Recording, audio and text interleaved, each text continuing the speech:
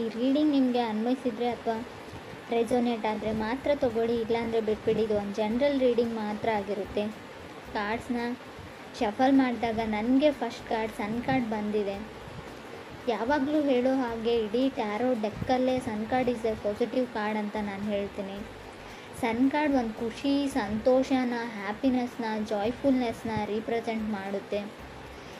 ಯಾರಾದರೂ ಪ್ರೆಗ್ನೆನ್ಸಿಗೋಸ್ಕರ ವೆಯ್ಟ್ ಮಾಡ್ತಾಯಿದ್ರೆ, ಖಂಡಿತವಾಗ್ಲೂ ತಾಯಿ ಆಗಬೇಕು ಅಂತ ಅಂದ್ಕೊಂಡಿದ್ರು ಕೂಡ ಖಂಡಿತ ಒಂದು ಪಾಸಿಟಿವ್ ನ್ಯೂಸ್ ಬರುತ್ತೆ ಅಂತ ಕಾರ್ಡ್ ಹೇಳುತ್ತೆ.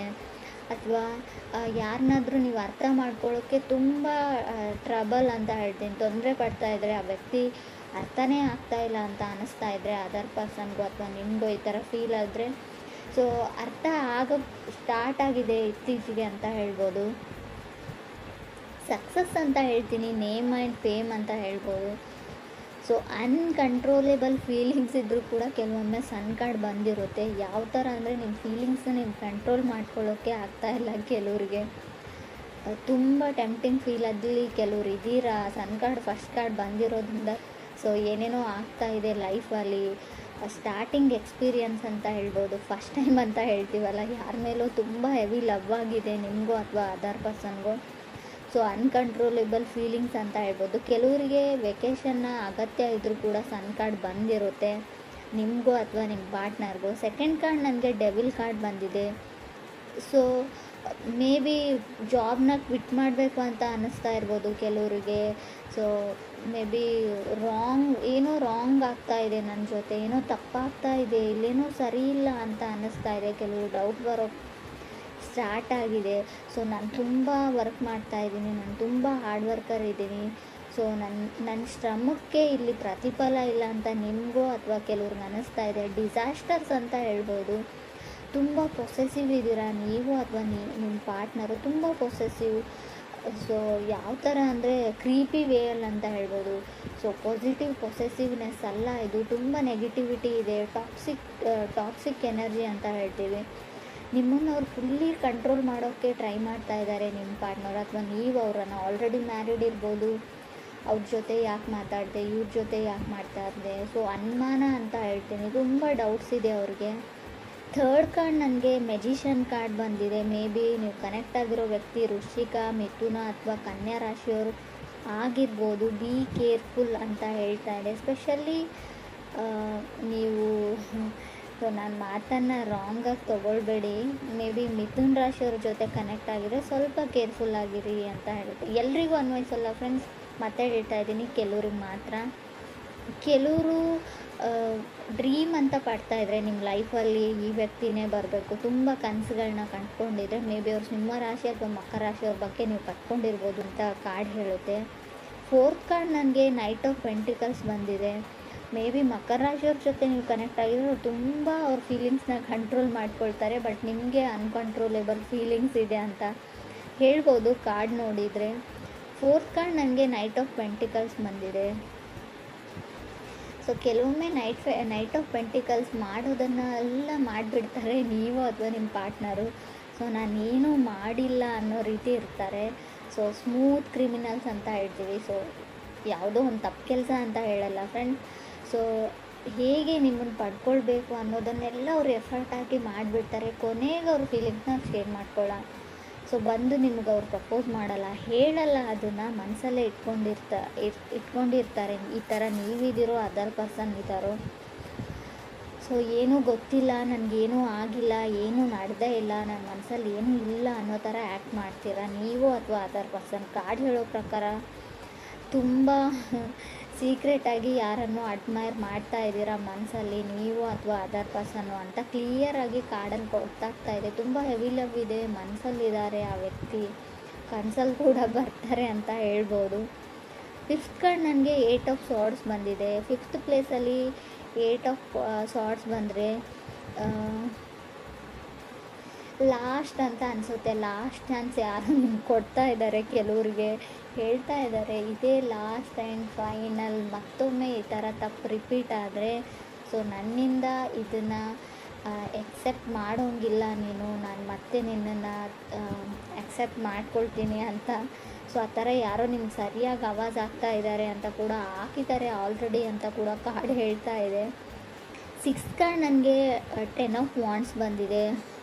ಕೆಲವ್ರಿಗೆ ಒನ್ ಸೈಡ್ ರಿಲೇಷನ್ಶಿಪ್ ಅಂತ ಹೇಳ್ತೀನಿ. ಸಾರಿ ಫ್ರೆಂಡ್ಸ್, ಕೆಲವ್ರದ್ದು ಯಾಕೋ ಒಬ್ಬರ ಕಡೆಯಿಂದ ಇಂಟ್ರೆಸ್ಟ್ ಇಲ್ಲ, ಇನ್ನೊಬ್ಬರ ಕಡೆ ತುಂಬ ಇಂಟ್ರೆಸ್ಟ್ ಇದೆ. So no is no, yes is yes ಅಂತ ಹೇಳ್ತೀವಿ. ಸೊ ತುಂಬ ಕೆಲವ್ರಿಗೆ ಯಾವ ಥರ ಅಂದರೆ ಒಬ್ಬರು ನೋ ಅಂತ ಹೇಳಿದರೆ ಅದನ್ನು ನೋವಾಗಿ ತೊಗೊಳ್ಳೋದಿಲ್ಲ.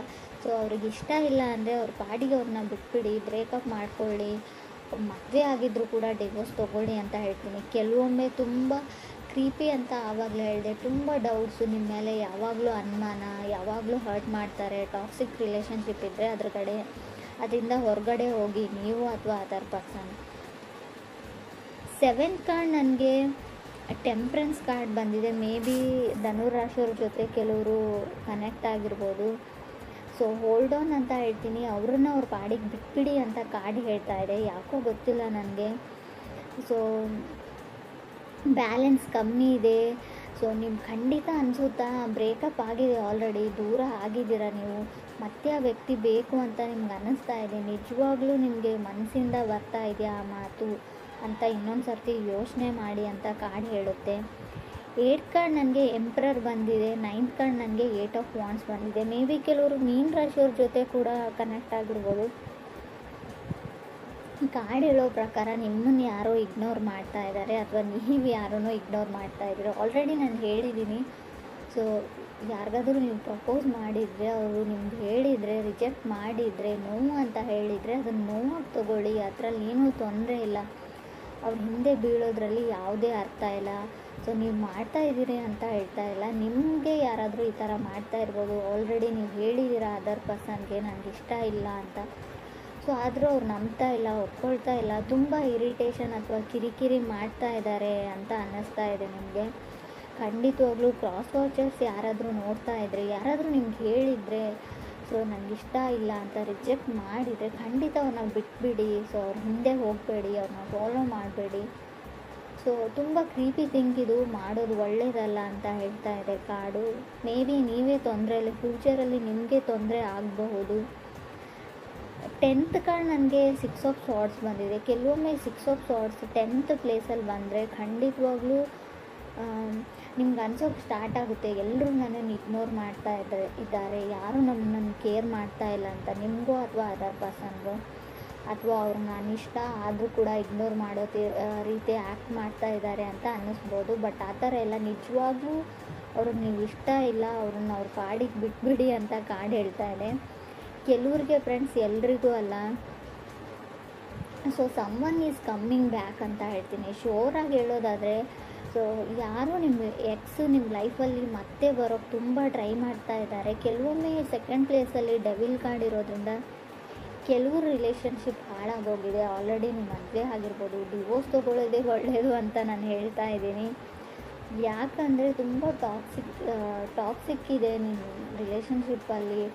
ತುಂಬ ಯಾವ ಥರ ಅಂದರೆ, ನಾನು ಏನು ಹೇಳ್ತೀನಿ ಅದನ್ನೇ ಕೇಳಬೇಕು, ನೀನು ಅದನ್ನೇ ಮಾಡಬೇಕು, ತುಂಬ ಕಂಟ್ರೋಲಿಂಗ್ ಎನರ್ಜಿ ಅಂತ ಹೇಳ್ತೀನಿ. ಕೆಲವೊಮ್ಮೆ ಇದು ಸರಿಯಲ್ಲ ಅಂತ ಕೂಡ ಅನಿಸುತ್ತೆ ನನಗೆ. ಸೊ ಯಾರಿಗೂ ಆದರೂ ಅವ್ರಿಗೋಸ್ಕರ ಪರ್ಸ್ನಲ್ ಸ್ಪೇಸ್ ಅಂತ ಬಿಡಬೇಕು.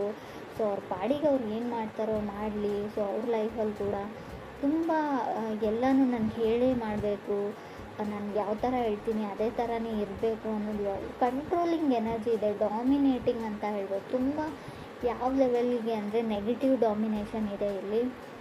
ಸೊ ನಿಮ್ಗೆ ಇಷ್ಟ ಇದ್ದರೆ ಆ ರಿಲೇಷನ್ಶಿಪ್ಪಲ್ಲಿ ಇರಿ. ಸೊ ಇಲ್ಲ ಅಂದರೆ ಖಂಡಿತ ಅದರಿಂದ ಹೊರಗಡೆ ಹೋಗಿ. ಕೆಲವೊಮ್ಮೆ ನಾವೆಲ್ಲನೂ ತಾಳ್ಮೆಯಿಂದ, ಪೇಷನ್ಸಿಂದ ಆಗೋದನ್ನೆಲ್ಲ ತಾಳ್ಮೆಯಿಂದ ತಾಳ್ತೀನಿ, ಸೊ ಅಡ್ಜಸ್ಟ್ ಆಗ್ತೀನಿ ಅನ್ನೋದು ಒಳ್ಳೆಯದಲ್ಲ. ಕೆಲವೊಮ್ಮೆ ಯೂನಿವರ್ಸ್ ಕ್ಲೂನ ಕೊಡುತ್ತೆ, ಏನೋ ಮುಂದೆ ಆಗೋ ಅನಾಹುತಕ್ಕೋಸ್ಕರ. ಸೊ ಯಾರಿಂದನೂ ಏನಾದರೂ ಹೇಳಿಸ್ತಾ ಇರುತ್ತೆ, ಅದನ್ನು ನೀವು ಗಮನ ಕೊಟ್ಟು ಕೇಳಿ. ಸೊ ತುಂಬ ದೊಡ್ಡ ಮಟ್ಟದ ಹಾನಿ ಆಗೋಕ್ಕಿಂತ ಮುಂಚೆನೇ ಅಲ್ಲಿಂದ ಹೊರಗಡೆ ಹೋಗೋದು ಒಳ್ಳೆಯದು. ನಿಮ್ಗೆ ಡೌಟ್ಸ್ ಬಂದರೆ, ಏನೂ ಸರಿ ಇಲ್ಲ ಅಂತ ಅನಿಸಿದರೆ, ನಾನು ಆಗಲೇ ಹೇಳಿದೆ, ಕೆಲಸ ಮಾಡೋ ಜಾಗದಲ್ಲಿ ಕೂಡ ನಿಮ್ಗೆ ಅನ್ನಿಸ್ಬೋದು ಇದು. ಸೊ ಯೋಚನೆ ಮಾಡಿ.